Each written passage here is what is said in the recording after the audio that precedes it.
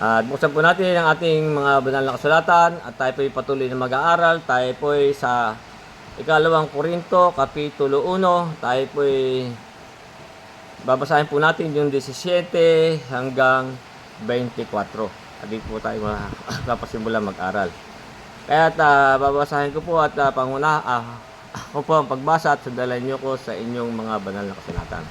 At dito po sinasabi sa 17 ng ikalawang Korinto 1:17.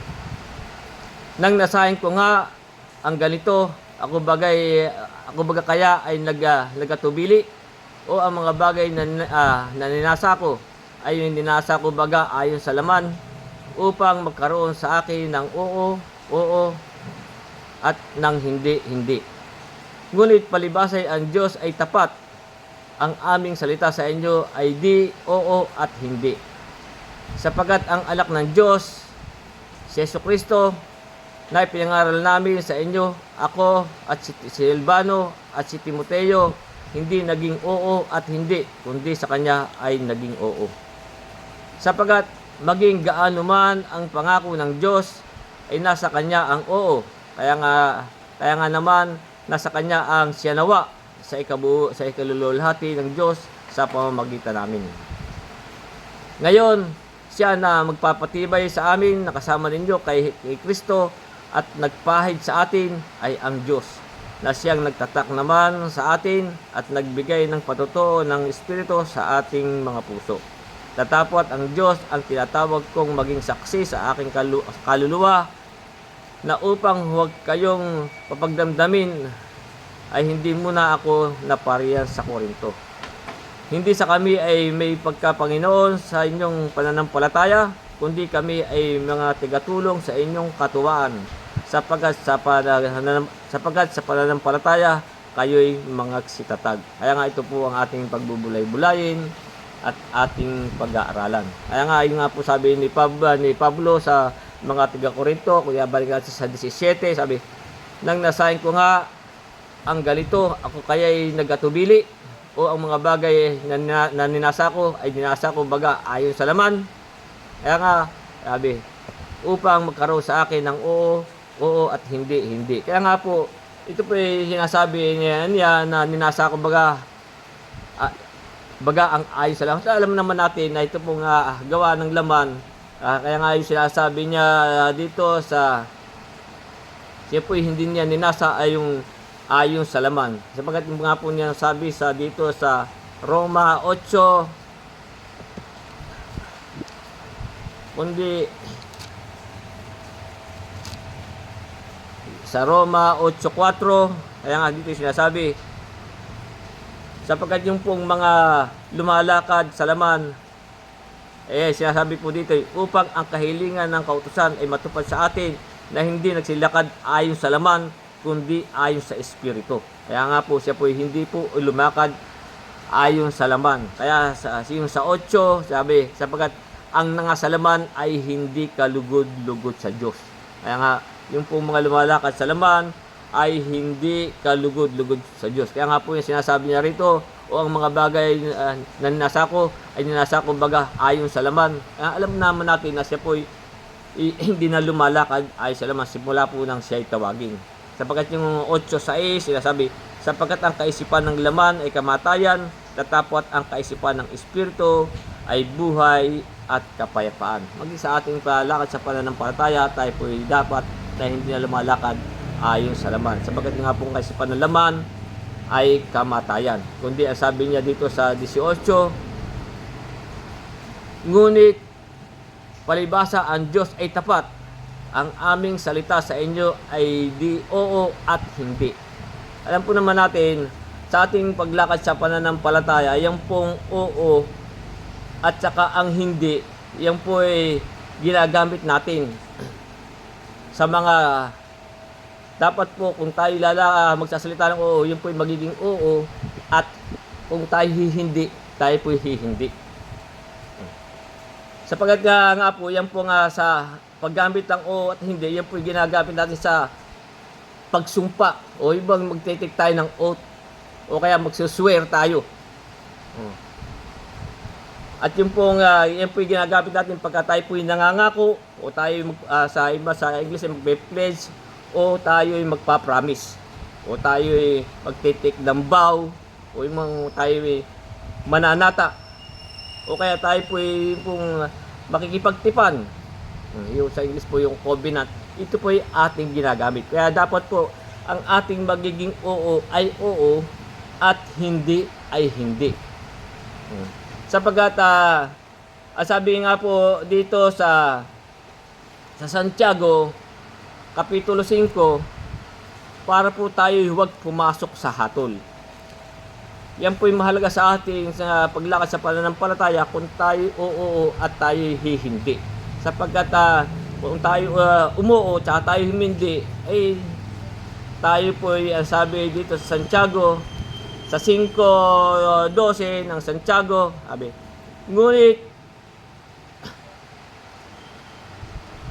ngunit higit sa lahat ng mga bagay, mga kapatid ko, ay huwag ninyong ipanumpa. Ipo sa English po, kung mabasa ay swear o kaya oath. Sabi, huwag ninyong ipanumpa kahit ang langit ni ang lupa. Kasi nga po iba, pagka ako ay susub, ay saksi ko ang langit. Mga iba, ganun eh. Sabi, huwag niyo ipanumpa kahit ang langit ni ang lupa, di ang anumang ibang sumpa. Kundi ang inyong oo ay maging oo, ang inyong hindi ay maging hindi, upang kayo'y huwag mga hulog sa ilalim ng hatol. Kasi kung tayo po'y hindi tapos oo tayo, ay nagsisinungaling tayo po doon ganun eh. At saka nga po yung kahit na yung panunumpanin nyo, yung ganyan, kahit ang langit ni ang lupa, hindi po tayo dapat sa atin yun. Kaya nga kung tayo umuo, kung meron tayong nag-promise tayo, o kaya nag-place tayo, na humuo tayo, dapat po yun ay ating tutuparin. Hindi yung umuo tayo magdadahilan na lang, yung pala talagang ang inyong intention ay hindi kayo, hindi po maganda yun. Kaya nga sabi sa atin, kundi ang inyong oo ay maging oo at ang inyong hindi ay maging hindi, upang kayo'y huwag mga hulog sa ilalim ng hatol. Kaya nga, ang sabi nga din po ng ating Panginoon Kristo dito sa Mateo Kapitulo 5,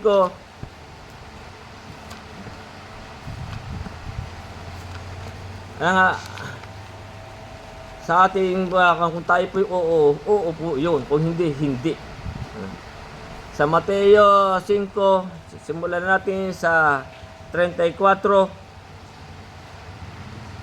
Ay dito yung sinasabi, tatapat sinasabi ko sa inyo, huwag ninyong ipanumpa ang anuman, kahit ang langit, sapagkat siyang luklukan ng Diyos, kahit ang lupa, sapagkat siyang tungtungan ng kanyang paa, kahit ang Jerusalem, sapagkat siyang bayan ng dakilang hari.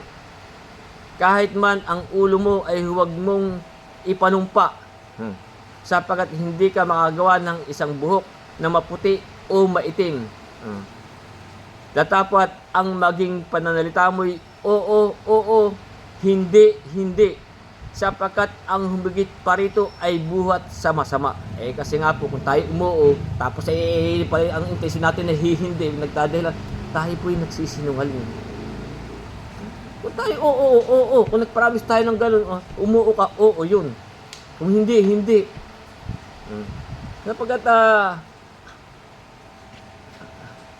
tayo po ay magsisinungaling na sa bagay na iyon. Kaya nga dito ibalik natin sa 5:33, kaya nga sabi dito ng Mateo, bukod rito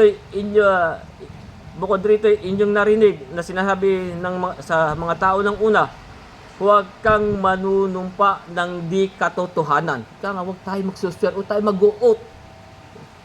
Huwag tayo magpa-promise. Sabi, huwag kang manunumpa ng di katotohanan, kundi tutup din mo sa Panginoon ang iyong mga sumpa. Kung tayo tutup din natin, lalo sa Panginoon. Ay ito po ating tutuparin. Kaya nga may sabi rin po dito sa aklat ng Levitico sa Kapitulo 19, Sa talatang 12, kaya nga sabi dito, nung una pa man, sabi, huwag kang susumpa ng di totoo sa aking pangalan. Ito po sabi ng Diyos. Sa English po yan, swear. Huwag kang susumpa ng di totoo sa aking pangalan. Na ano pat lalapastanganin ninyo ang pangalan ng inyong Diyos. Lalo at ginagamit po ang pangalan ng Diyos. Ako ang Panginoon. Hindi wag po tayong yung po ginagamit pa natin sa sumpa o sa pag-promise ang pangalan ng Diyos. Hindi po yung nararapat. Meron pa nga dyan, marami kayo, saksi ko Diyos, buhay ang Diyos. Hindi po nararapat yung kung tayo susumpa. Tapos oo ka, tapos hindi. Kaya nga sa ating mong paglakad sa pananampalataya, yung ating oo, oo, ang hindi ay hindi. Kaya nga, ang sabi nga po sa aklat ng Ecclesiastes,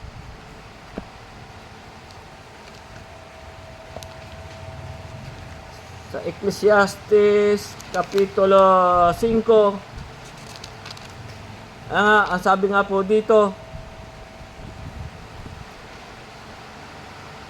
sa 5:4 na Ecclesiastes, sabi ganito, pagka ikay mananata, yung pag nananata ka, ng panata sa Diyos, huwag kang magliliban ng pagtupad. Tutuparin po natin.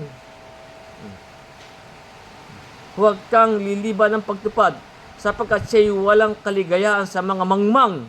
Tuparin mo ang iyong ipinanata. Tutupad tayo. Kung tayo oo, hindi. Kaya nga sabi, mahuhulog tayo sa hatol. Ang maging oo, may oo, ang hindi. At ang humigit pa doon ay buhat na sama-sama. Umuo ka tapos hindi ka pala. Humindi ka tapos oo ka pala. Ang intensyon mo umuo. Mag-oo ka, intensyon mo pala talagang hindi. Nagsisinungaling po tayo. Kaya nga sabi sa 5:5 na Ecclesiastes, maigi nga ang ikaw ay huwag manata kaysa ikaw ay manata at hindi tumupad. Huwag na tayong manata. Huwag na tayong mag-press kung talaga hindi naman talaga tayo tutupad eh. Ngayon kung tayo kung gusto naman nating magpapasya tayo na gusto nating umuo pero hindi tayo ibang at willing tayo. Alba, meron tayong ina-promise at willing tayong pumunta, umuo tayo pero hindi tayo sigurado. Sapagat meron nga sinasabi, sino nakakaalam sa araw ng bukas? Mabuti pa ang sasabihin natin sa ating kausap kung luluubin ng Panginoon. Kasi lalo sa mga ganitong mga panahon ay sabihin, pupunta ka ba? Hindi ka sigurado. Mabuti pa ang sasabihin natin kung luluubin ng Panginoon. Pero willing tayo. Sapagkat may sinasabi po dito sa aklat ni Santiago,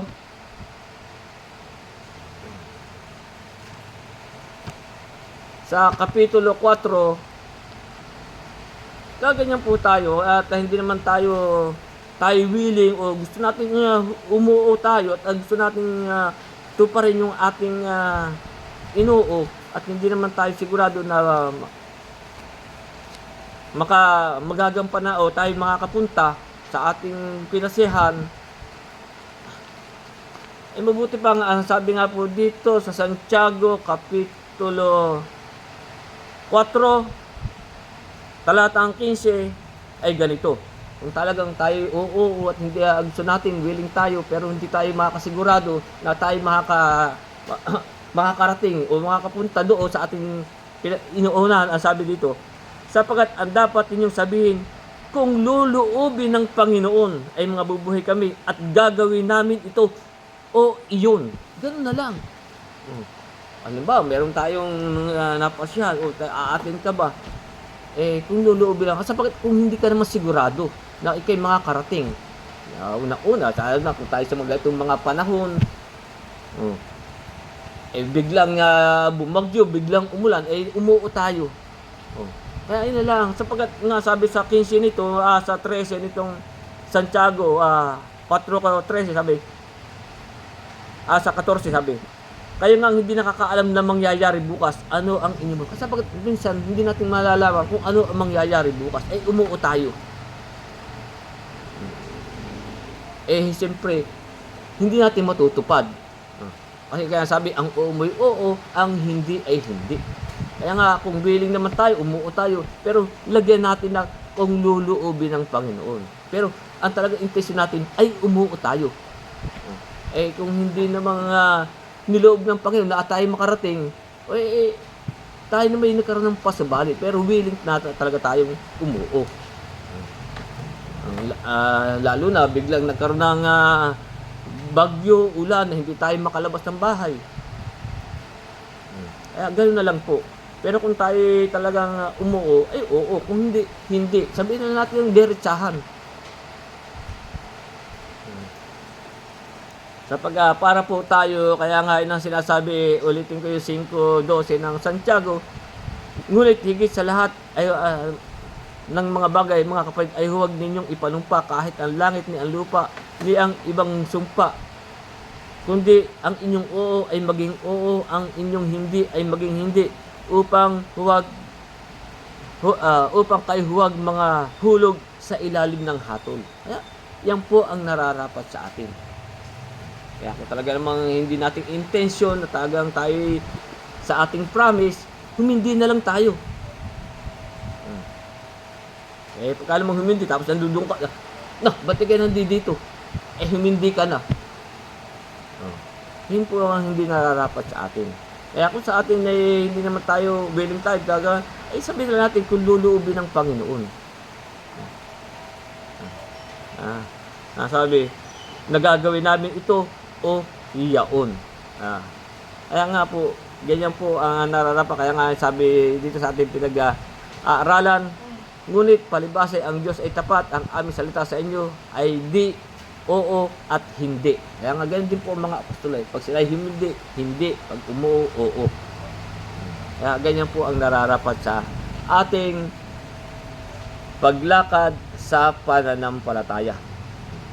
Sa 19, sabi, sapagat ang anak ng Diyos, si Jesucristo, na pinangaral namin sa inyo, ako at si Silvano at si Timoteo, hindi naging oo at hindi. Hindi naging oo at hindi, kundi sa kanya ay naging oo. Sa 20, sapagat maging gaano man ang pangako ng Diyos, ay nasa kanya ang oo. Yung po pangako, nasa kanya po ang oo, sa ating po Diyos. Kaya naman sa kanya ang siyanawa sa ikalululhati ng Diyos sa pamamagitan namin. Sapagat ang Diyos po, pag nangako, yan po ay talagang totoo.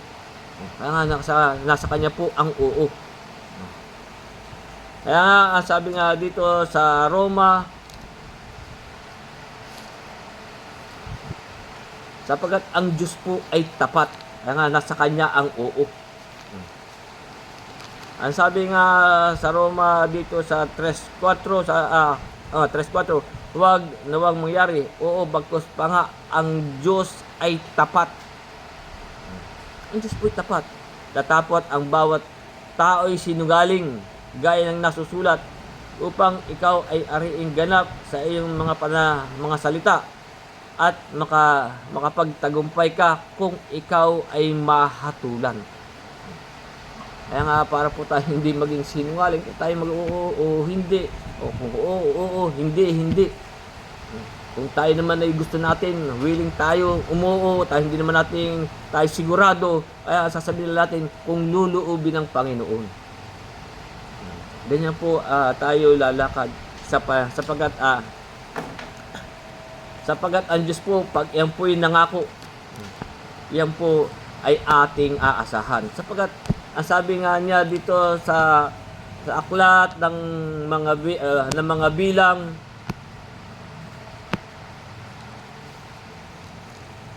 sa kapitulo 19, bilang 23, nasa kanya ang oo. Dito po sa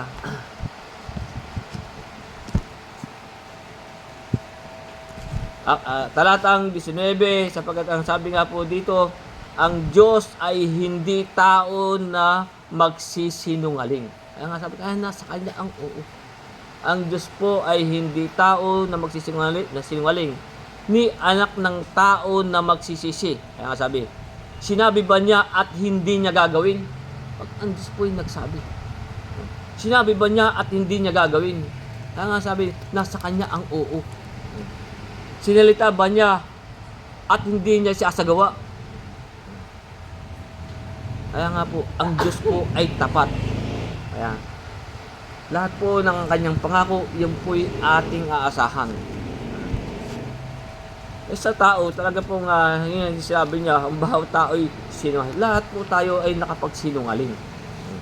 Pero ang Diyos po ay, sabi dito, bulit ko yung 4:3, huwag daw ang mangyari, oo, bagkus pa nga, ang Diyos ay tapat.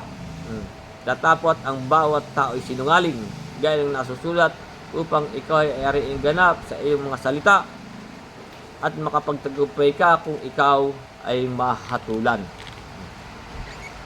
Kaya sa 21, ang sabi,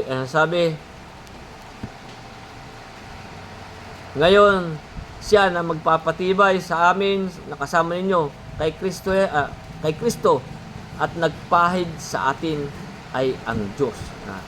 Kaya nga po sa ating paglakad sa pananampalataya, siya ang magpapatibay sa atin na kasama ninyo kay Kristo at nagpahid sa atin ay ang Diyos. Tayo po ay may mga pahid at tayo po siya rin po ang magpapatibay sa atin pong paglakad sa pananampalataya. Ngayon po nga sinasabi dito sa unang Pedro sa kapitulo 5 talatang 10, ang sabi, ang Diyos ng buong biyaya na sa inyo'y tumawag sa Kanya ng walang hanggang kaluwalhatian kay Kristo. Pagkatapos na kayo'y makapagbata sa sandaling panahon, tayo makapagtiis. Pagkatapos na kayo'y makapagbata sa sandaling panahon, ay siya rin ang magpapasakdal. Siya na rin po ang papasakdal sa atin. Magpapatibay at magpapalakas sa inyo. Dapat po lang tayo ay talagang magtitiis. Kaya nga yung lagi sinasabi sa inyo, sa ating pagtitiis ay may pagwawagin ninyo ang inyong mga kaluluwa. Kaya nga, siya rin po ang sa atin, ang sabi, pagkatapos na kayo makapagbata ng sandaling panahon, ay siya rin ang magpapasakdal, magpapatibay, at magpapalakas sa inyo. Kaya nga po yung sinabi sa akin sa 21, and din, siya ang nagpapatibay sa amin, nakasama ninyo kay Kristo, at nagpahid sa atin ay ang Diyos. Tayo po ay may mga pahid. Nung pong araw, sa panahon ng matandang tipan, yung pong mga kawanan po ay talagang may mga pahid. Tulad na po kay David, kay Jacob, yung pong mga lingkod po ng Diyos, yan po ay may mga pahid ng langis. Pero sa panahon po natin, tayo po ay sa atin ay giting may tatak. Sa atin po sa panahon Kristiyano ay tatak. Pero tayo din po ay yung po tuturing din natin na pahid. Kaya nga, ang sabi nga po dito sa unang Juan, kapitulo 2, ang sabi po ni Juan sa kapitulo 2, talatang 20, kaya nga ang sabi dito, at kayo'y may pahid ng banal, at nalalaman ninyo lahat ang mga bagay. Tayo po'y may pahid ng banal, sabi. At kayo may pahid ng banal at nalaman ninyo ang lahat ng mga bagay. Tayo po yung may pahid, yun po yung may mga tatak. Kaya nga sa 27 nitong unang Juan 2:27, sabi, at tungkol sa inyo ang pagkapahid na sa kanya inyong tinanggap ay nananahan sa inyo. Yun po yung nananahan sa atin. At hindi ninyo na kailangan kayo turuan ng sinuman. Ngunit kung paano kayo tinuruan ng kanyang pahid tungkol sa lahat ng mga bagay, ay siyang totoo at hindi kasinungalingan. At kung paanong kayo tinuruan ito, ay gayon kayo nananahan sa Kanya. Ano po yung pahid na yun? Yun po yung Espiritu na itinatak sa atin. Sapagkat nga po, simula lang tayo magsasampalataya, tayo po'y tatatakan ng Espiritu Santo. Yun po yung lagi kong binabasa sa inyo sa Efeso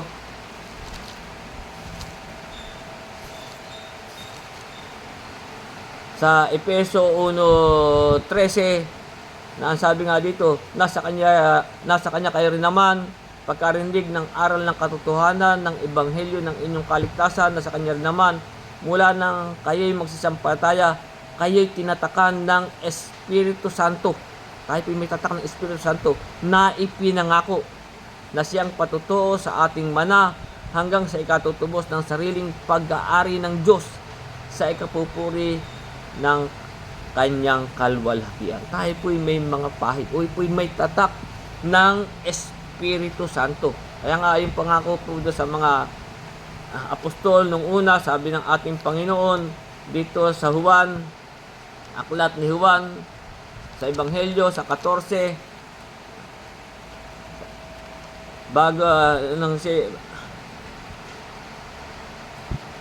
sa 26, sapagkat siya po hindi pa umaakit sa langit. Kaya nga sabi dito sa 14:26 ng Juan, datapwat ang mag-aaliw sa bagay ang Espiritu Santo na susuguin ng Ama sa aking pangalan.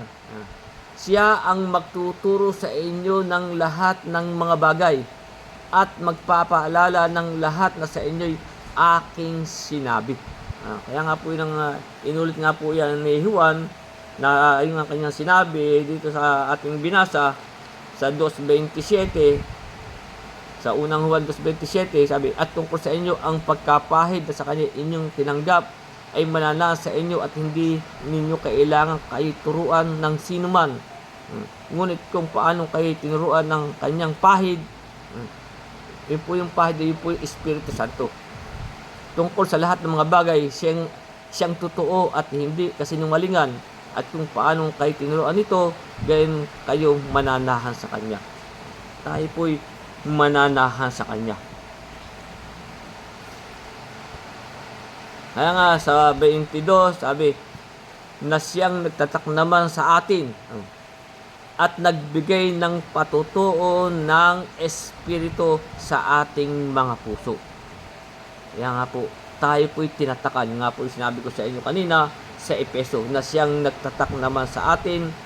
Tayo tinatakan ng Espiritu Santo na ipinangako, na patutuo ng atin, na nagbigay ng patutuo ng Espiritu sa ating mga puso.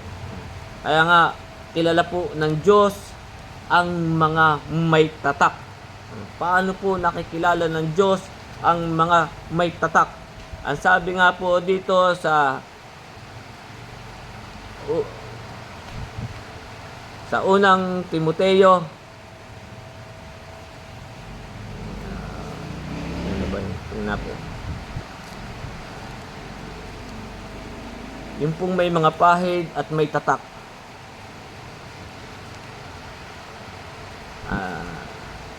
Dito po sa ikalawang Timoteo. Paano po nakikilala ang may tatak? Dito sa ikalawang Timoteo 2, talatang 19. Kaya nga ang sabi dito, gayunmay ang matibay na pinagsasaligan ng Diyos ay nananatiling may tatak nito. Nakikilala ng Panginoon ang mga kanya. Yung po kasi yung talagang kanya, yung po yung may tatak ng Espiritu Santo na ipinangako. At lumalayo sa kalikuan, yung po yun, sumalayo sa kalikuan, ang bawat isa na sumasambitla ng pangalan ng Panginoon. Kilala po tayo ng Diyos. Yung pong mga tunay na may tatak ng Espiritu Santo, yung pong mga may pahig. Kaya nga, ang sabi nga niya dito sa Juan Kapitulo 3,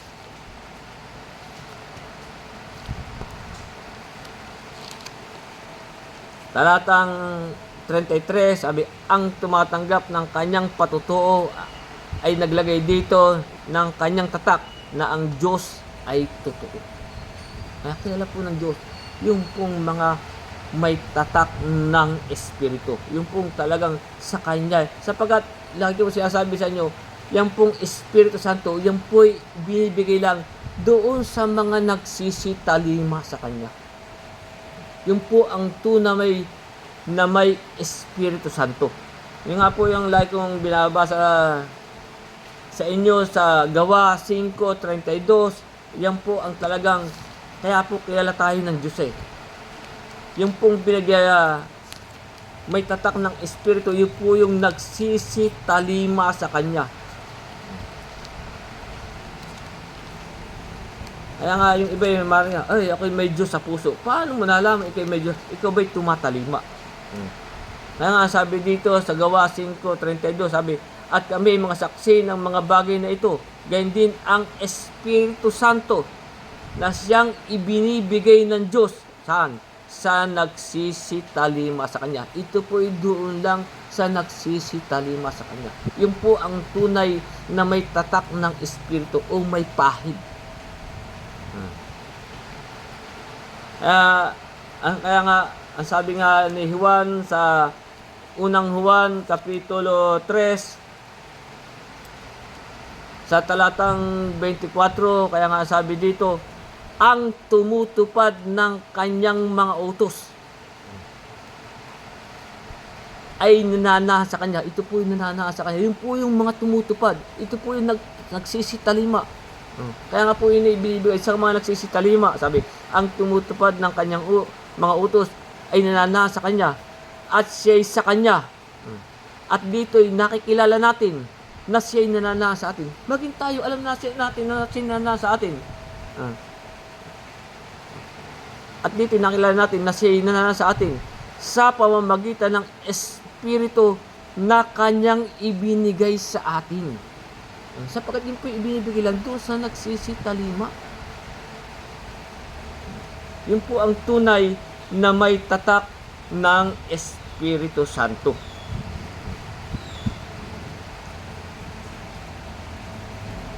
Kaya nga dito sa unang Korinto sa 5, talata 5, kaya sabi ni Pablo, gayon ang gumagawa sa amin ng mga bagay na ito ay ang Diyos na nagbigay sa amin ng patutuo ng Espiritu. Pero po tayong patutuo ng Espiritu. Sapagkat siya po ang nagpay, siya po ang nagtatak sa atin. Kilala po tayo ng Diyos. Paano pa rin tayo nakikilala ng ating Panginoon? Ang sabi nga ng ating Panginoon Kristo sa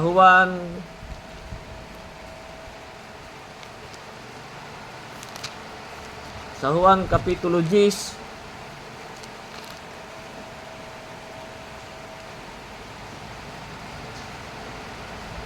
talatang 27, paano tayo nakikilala ng ating Panginoon? Sabi, dinirinig ng aking mga tupa ang aking tinig. Sila'y aking nakikilala. Paano tayo nakikilala? Sila'y nagsisisunod sa akin. Kaya tayo kilala ng Diyos kung tayo tumatalima sa Kanya. Yun po ang tayo kilala niyo. Kaya tayo pikila kung tayo nakikilala niya ang mga may tatak.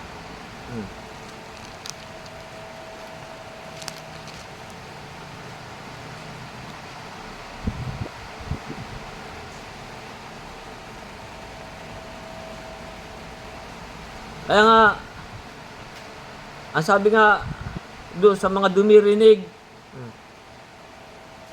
at yun kaya ulitin ko yung 27, dinirig ng aking mga tupa ang aking tinig at sila'y aking nakikilala at sila'y nagsisisunod sa akin. Kaya ang sabi pa rin dito sa 5:42, itong Ebanghelyo,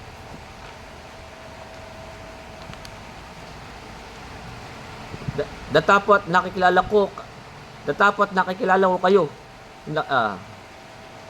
na kayo'y walang pag-ibig ng Diyos sa inyong sarili. Yung pong iba kilala, yung pong mga walang pag-ibig ng Diyos sa sarili. Kilala tayo